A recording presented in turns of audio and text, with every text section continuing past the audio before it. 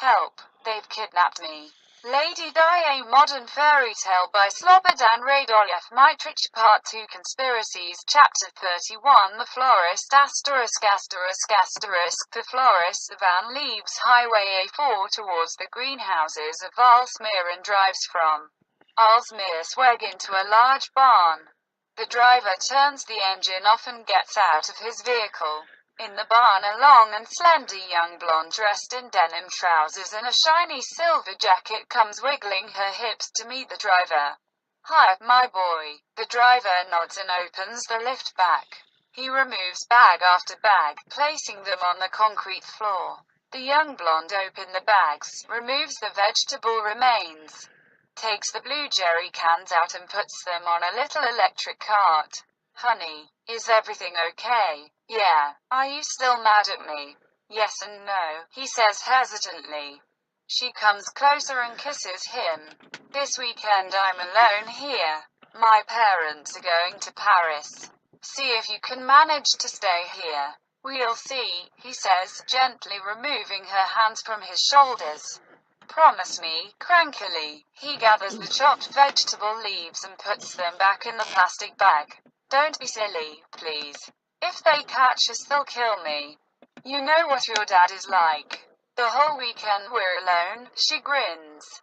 "Tell your pregnant wife that you have overwork." What?" He winks. "You're crazy." "Then it's agreed," she cries elatedly. A big fluffy dog runs into the barn towards his young mistress. "Woof, woof." She pets him. "Jan," they hear a rough voice say outside. The driver looks up in that direction. "Yes, boss." An electric cart with a trailer full of red roses enters the barn. Behind the wheel sits a stout figure in a white suit with a white hat on his swollen head. Beside him sits a thin 50-year-old man, elegantly dressed in a dark suit with a black hat on his gigolo-like head. "Jan," says the fatso, "you've got to deliver this floral order as soon as possible. Today." The fat man stops the cart and gets out. "Right away." "What about Marcel?" "He's already brought the New York shipment to the airport early this morning. A van full of magic orchids," adds the girl. She approaches the cart and regards the black hat dandy closely. "Daddy, why don't you introduce me to this humdinger?" The fatso penetrates her with his small eyes.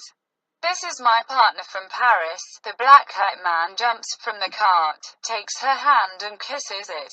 "Paris mouse." Her face flushes with the heavenly color of a setting sun. "Pa, try." CIA, she stutters, confused. "Patricia. What a wonderful name. Fits perfectly by such a beautiful fae." She lowers her big blue sky eyes. He lets her hand go and turns to the fatso. "Gidges.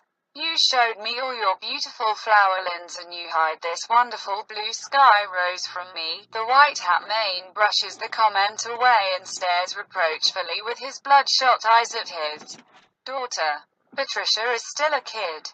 "Papa, I am not a kid. In 10 days I'll be 16. Paris mouse smiles. "Oh Lala. We should all celebrate that." The fatso also brushes that suggestion away and turns to the driver.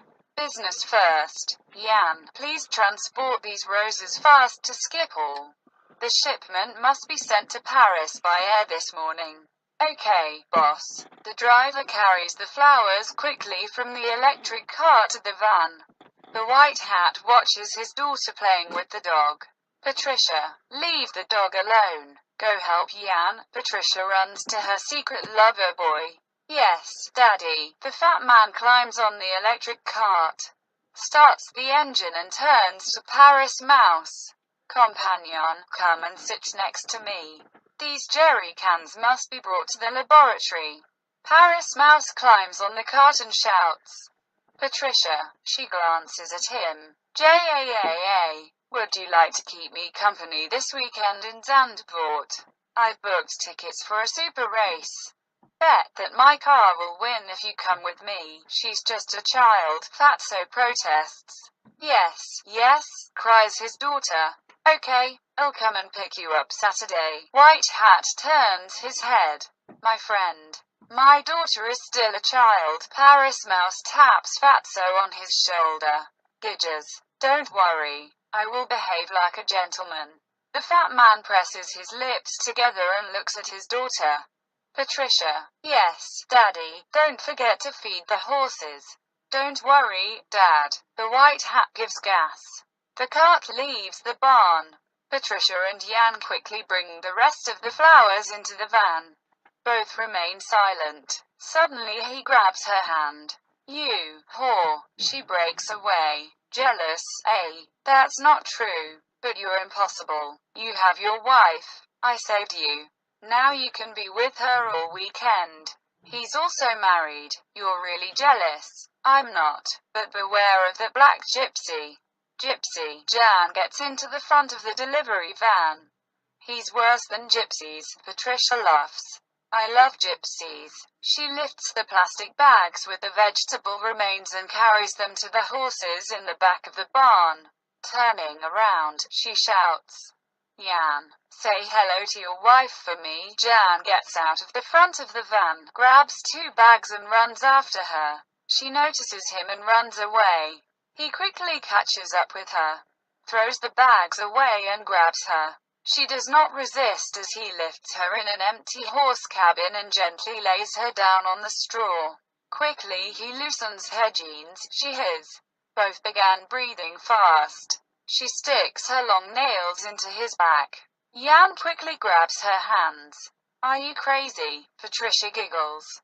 Are you afraid that your wife will see that? Hook her, he says.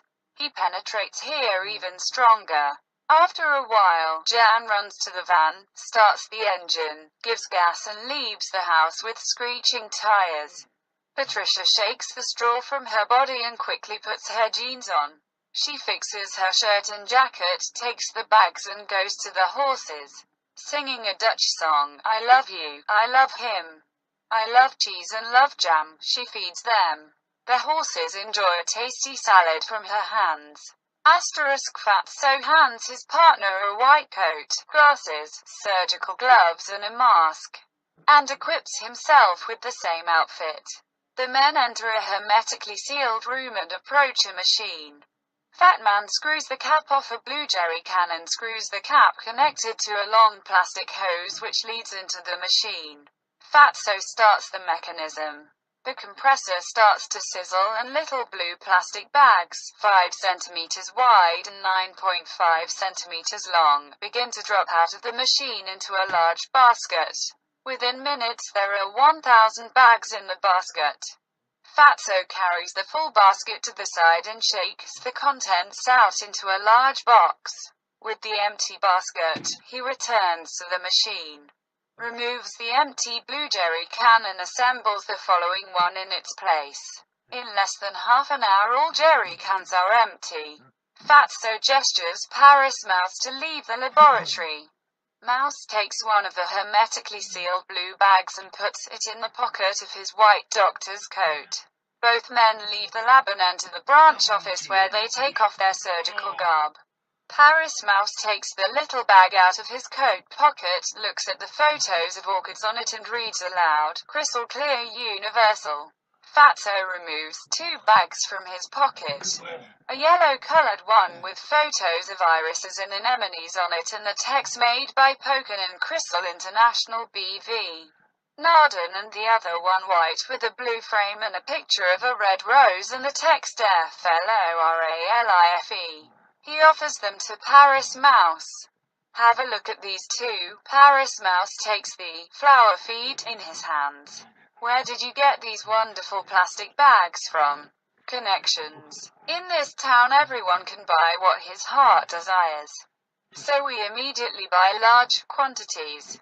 10,000 pieces. Fatso laughs. That's not even enough for 1 week. We buy a full truckload with trailer right away. I don't understand. Here in Holland we have people who steal on demand any goods you want along with the truck and trailer. Great, yeah. With these original bags, no one will get the idea that instead of flower feed it is first-class heroin. Paris Mouse squeezes his mouth shut and nods. With his blue eyes full of admiration, he looks at the fat man. Gidges. And how do those things get through control at the airport? That's no problem. Each bouquet has the original little bag with flower feed attached to it. I know that the Amsterdam police is not dumb. Amsterdam has got nothing to do with us. We're a separate municipality. Does that mean the cops here are easy to bribe? Not quite. I don't understand. It's not necessary to bribe them completely. That would cost too much, and on the other hand, it's easier this way. We have our reliable channels. Tax evasion is a national sport in Holland. Paris Mouse frowns. What do you mean? With the customs administration of Schiphol, we've arranged things as if there's a real black market with the sales selling flowers. Capiche? Not quite. Almost every officer and worker is on our payroll. Moreover, we often give them flowers for free, with the original crystal powder, of course, for their dear mothers, girlfriends or wives. We also regularly give them a sort of 13th monthly salary. And are they convinced then that this is only a question of the trade of colourful flowers on the black market? What do you think? Well, not all cops are stupid. Fat man laughs. Do you know who can become police chief here in Holland? No, those who can only count to 10. I don't understand. Look, if the police commissioner is already that wise, you can figure out what his subordinates are capable of. Ha ha ha. But the customs officials are probably smarter. True. But for them we have a special security deal. I'm curious. Customs is under the jurisdiction of the Ministry of Transport. Yeah, that ministry has a special police engaged in counter-terrorism. So, their task is to prevent hijacking and the placing of bombs in aircraft. You know that many aircraft have recently crashed in an undesirable way, some by accident and many on order. Terrible. Many innocent people lose their life that way. But my dear Gidges, what has that got to do with those flowers? At first, nothing. But we are really busy here and that to track down terrorists. The money to cover our expenses has to come from somewhere. Because we sometimes have to do years of research, and therefore the state has no alternative but to turn a blind eye, thinking that this only has to do with tax evasion. Well, this way. Our flowers pass through customs without fail. Gidges. This is brilliant. Long live terrorism. Long live terrorism. Asterisk asterisk asterisk.